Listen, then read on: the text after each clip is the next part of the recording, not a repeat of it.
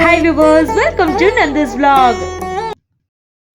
இன்றைக்கி நம்ம சூப்பரான சிம்பிளான சிக்கன் கிரேவி பார்க்க போனோம். செம்ம டேஸ்ட்டாக இருக்கும். வாங்க எப்படி செய்யலாம்னு பார்க்கலாம்.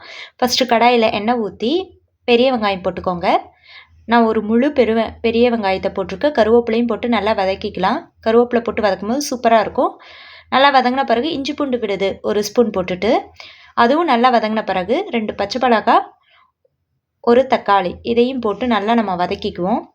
இது ஒரு பக்கம் வதங்கிட்டு இருக்கும்போது இன்னொரு பக்கத்தில் நம்ம கடாயில் ஒரு ஸ்பூன் மிளகு, ஒரு ஸ்பூன் சோம்பு, பட்டை, கிராம்பு, ஸ்டார் அதையும் போட்டு நல்லா வதக்கிக்கலாம்.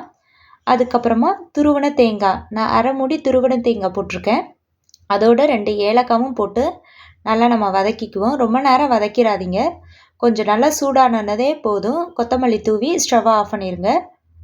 இந்த மாதிரி கலர்லேயே நம்ம எடுத்துடலாம். ஸ்டவ் ஆஃப் பண்ணிடலாம்.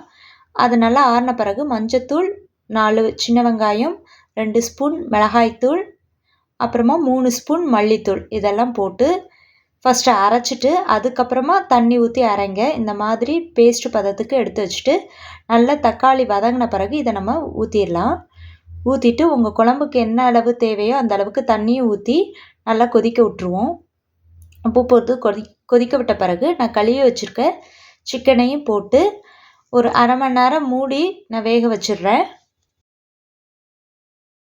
½ மணி நேரம் கழித்து இப்படி இருக்கும். நல்லா எண்ணெயெல்லாம் மேலே வந்திருக்கு.